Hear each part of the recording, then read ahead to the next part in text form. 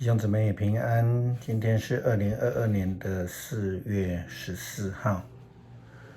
今天的经文是诗篇116篇第1到第2节，12到19节，出埃及记第12章1到4节，11到14节，希伯来书第11章23到26节，约翰福音第13章第1到17节，31到35节。今天要跟大家分享的主题是濯足日。受难周的礼拜4是我们纪念耶稣基督与门徒们共进最后晚餐的日子，也就是我们说的洗脚日。圣经福音书记载耶稣的话时常提到再不多时，也就是说他即将面对背叛、被捕、受侮辱、受定，并且死亡等过程。最后晚餐其实不像晚餐，非常的不丰富。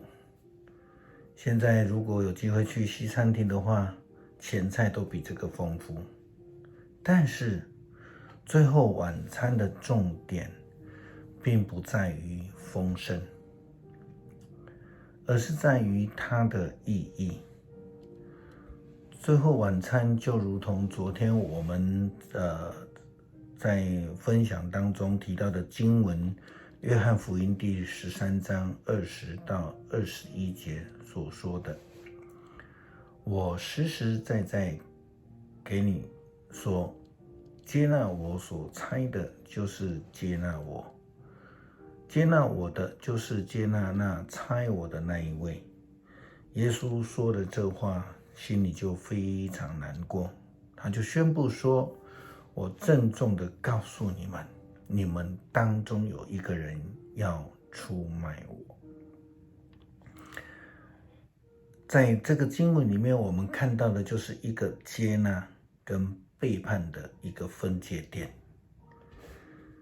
接纳的人是接纳了上帝所差派的、所赐下的救恩，那背叛的则是接受了撒旦的影响，完成了撒旦的工作，当然就是跟上帝背道而驰了。对于那一个接纳上帝所差派的耶稣基督的门徒们，他们跟耶稣基督聚集，并不是为了要接纳那个饼、接纳那个杯的形式而已，而是接纳耶稣基督所差门徒所需要去做的事情，也就是耶稣基督在最后晚餐时所设立的典范，洗脚，彼此洗脚。传统上翻译为濯足日。耶稣基督在回答彼得的这个对话的当中这样圣经的记载是这样子的，彼得说，我绝不让你洗我的脚。耶稣说，如果我不洗你的脚，你就跟我没有关系了。西门彼得就说，主啊，这样的话，不止我的脚，连我的手和头也洗吧。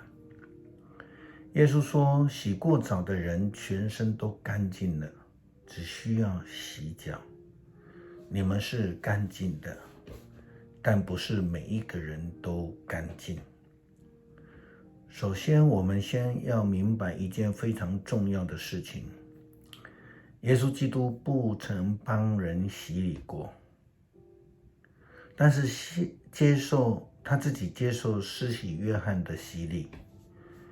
当耶稣接受施洗约翰的洗礼的时候，他这样告诉他说，我们就这样子做才合上帝一切的要求。这是在马太福音第3章第15节。那和合本的翻译是说，我们当尽的义了哈，尽所当尽的义。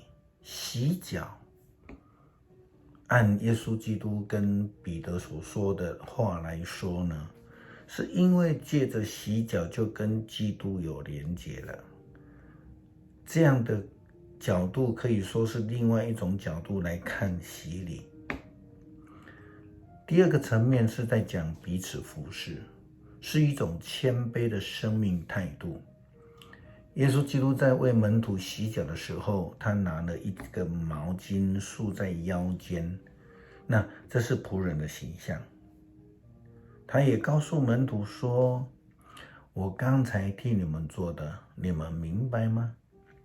你们尊我为师为主，这是对的，因为我本来就是，我是你们的主，你们的老师，我尚且替你们洗脚，你们也应该彼此洗脚。我为你们立了榜样，是要你们照着我替你们做的去做。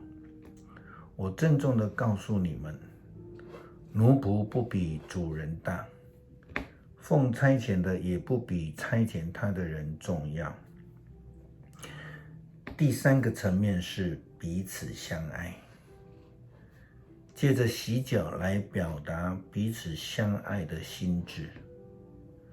在约翰福音第3章31到35节，耶稣基督颁布了新的诫命，他要求门徒们要彼此的相爱。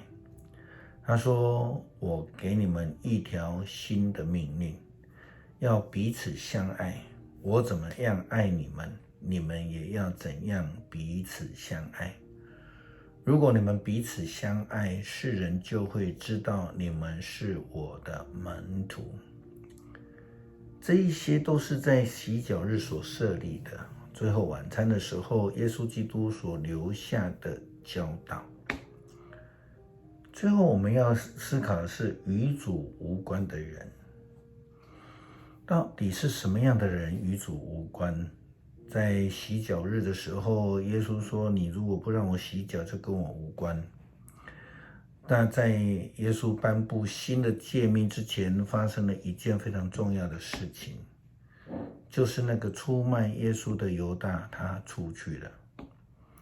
耶稣就说，现在人子已经得到荣耀了，上帝的荣耀也在人子身上显明了。既然上帝的荣耀借着人子显明，他自己也要显明人子的荣耀，而且要立刻荣耀他。孩子们，我和你们一起的时间不多了，你们将寻找我，但是我现在要告诉你们，正如我告诉过犹太人的领袖，我去的地方你们不能去。我们可以说，那个与主无关、出卖基督的人，就是与新的诫命无关。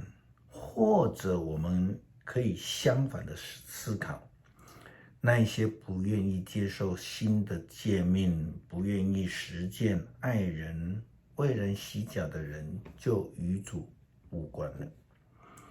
因为主说，如果你们彼此相爱，世人就会知道你们是我的门徒了。这个教导，这个呼召是非常明白的。诗篇第116篇第1节到第2节，第12节到第19节。